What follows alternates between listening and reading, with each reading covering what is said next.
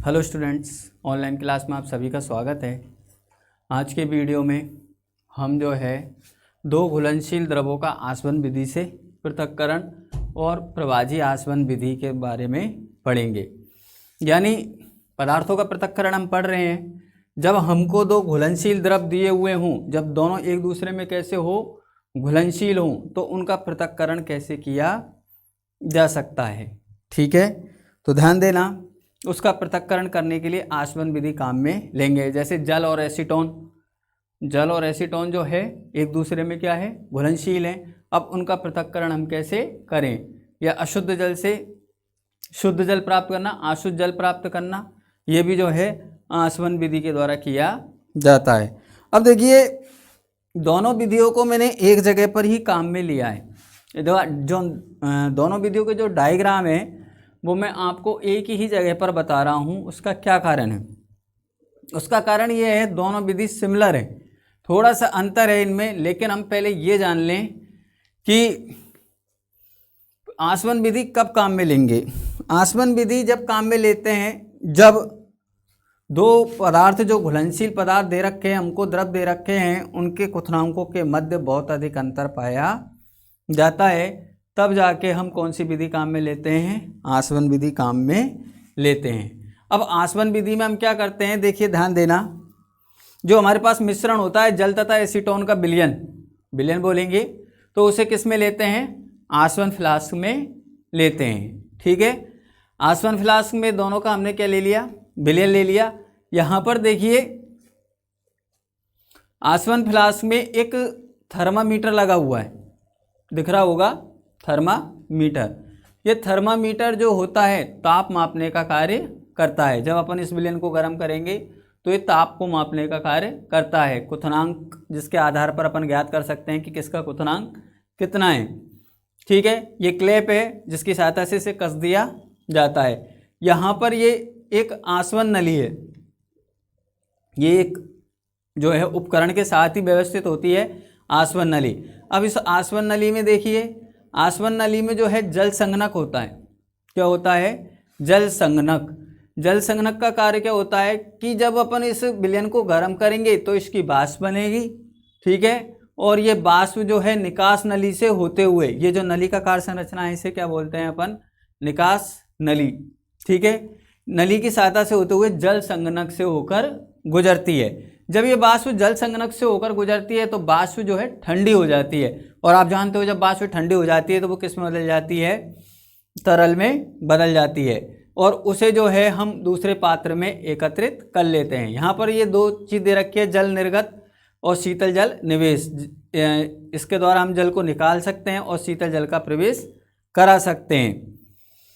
अब देखिए, यहाँ पर लिख रखा है एसीटोन, यानी जब हमने इसको गर्म किया तो सबसे पहले पृथक्करण किसका हुआ, एसीटोन। यानी अपन कह सकते हैं एसीटोन का क्वथनांक जो है जल की तुलना में कैसा होता है, कम होता है। ठीक है, अब विधि पर आइए, विधि को कैसे करेंगे हम। विधि में हम सर्वप्रथम क्या करते हैं, विलयन को आसवन फ्लास्क में लेते हैं, और आसवन फ्लास्क के अंदर जो है एक थर्मामीटर व्यवस्थित होता है, और साथ ही इस उपकरण के साथ जो है निकास नली व्यवस्थित होती है। जब हम इस विलयन को गर्म करते हैं, ठीक है, तो एसीटोन जो है बाष्पीकृत होने लगता है, और एसीटोन बाष्पीकृत होकर निकास नली से होकर गुजरता है। निकास नली से होते हुए जब वह जल संघनक से गुजरता है तो एसीटोन की वाष्प ठंडी हो जाती है, और वाष्प ठंडी होकर जल में परिवर्तित हो जाती है, जिसे हम दूसरे पात्र में एकत्रित कर लेते हैं। और पात्र में दूसरे पात्र जो आसवन फ्लास्क है आपका, इसमें क्या शेष रह जाता है, जल रह जाता है। इस प्रकार से जल व एसीटोन के मिश्रण को एक दूसरे से पृथक किया जा सकता है। तो ये अपन ने जो है पहली विधि। अब देखिए, सेकंड नंबर पर आता है प्रभाजी आसवन। प्रभाजी आसवन बहुत ही महत्वपूर्ण विधि है, अधिकांश इसमें से क्वेश्चन कर लिए जाते हैं। अब देखिए, थोड़ा सा अंतर आपको देखने को मिल रहा होगा, ज़्यादा अंतर देखने को नहीं मिल रहा होगा, लेकिन हम सबसे पहले ये जान लें कि कहाँ तो आसवन विधि काम में लेंगे, कहाँ प्रभाजी आसवन विधि काम में लेंगे। प्रभाजी आसवन विधि वहाँ काम में ली जाती है जहाँ दो पदार्थों के क्वथनांकों के मध्य बहुत कम अंतर पाया जाता है। ठीक है ना, बहुत कम अंतर पाया जाता है, उनका पृथक्करण जो है प्रभाजी आसवन विधि द्वारा किया जाता है। जैसे पेट्रोल होता है, पेट्रोल में से विभिन्न पदार्थों के निष्कर्षण के लिए प्रभाजी आसवन विधि काम में लेंगे। इसी प्रकार जैसे आपको नाइट्रोजन, ऑक्सीजन, वायु के मिश्रण दे दिया जाए और वायु के मिश्रणों को एक दूसरे से पृथक्करण करना हो तो अभी कौन सी विधि काम में लेंगे हम? प्रभाजी आसवन विधि काम में लेंगे।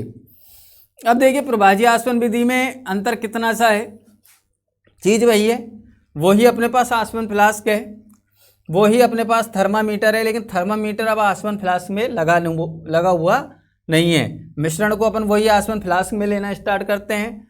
अब ध्यान देना यहाँ पर, ये जो आपके एक नलिकाकार संरचना दिख रही है, ये जिसमें गोल गोल कांच की गोलियां सी दिखाई दे रही है, ठीक है, तो ये यहाँ पर प्रभाजी स्तंभ होता है। ये तो क्या होता है? प्रभाजी स्तंभ या प्रभाजी कॉलम।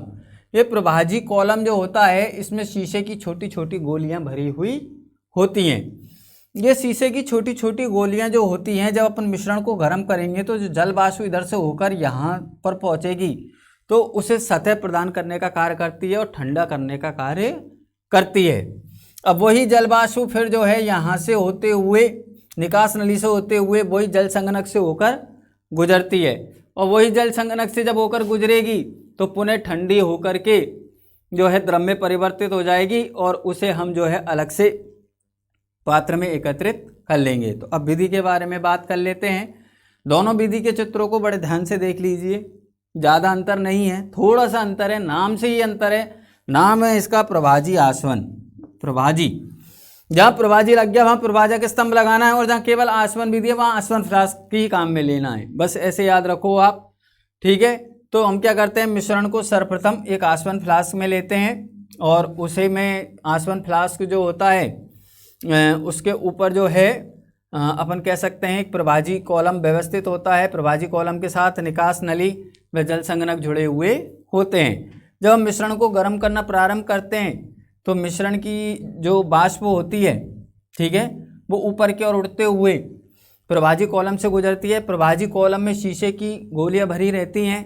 ये शीशे के गुटके जो होते हैं ये वाष्प को सतह प्रदान करने का कार्य करते हैं, वे वाष्प को ठंडी करने का कार्य करते हैं। ये वाष्प यहाँ से होती हुई जब निकास नली से होकर जल संगणक से गुजरती है और ठंडी हो जाती है, और ठंडी होकर जो है पात्र में एकत्रित कर लिया जाता है। इस प्रकार से प्रत्येक पदार्थ अपने क्वथनांक के हिसाब से पृथक्कृत कर लिया जाएगा। तो यह आपके आज के वीडियो में दोनों विधियां हैं, अपने आसवन और प्रभाजी आसवन, दोनों में आपने अच्छे से अंतर देख लिया होगा। तुलनात्मक अंतर देख लीजिए, चित्र में अंतर देख लीजिए। ज़्यादा अपन को डिटेल में नहीं जाना है, जितना मैंने आपको बताया उतना ही करना है, सामान्य बात है। आज के वीडियो के लिए इतना काफ़ी है। धन्यवाद।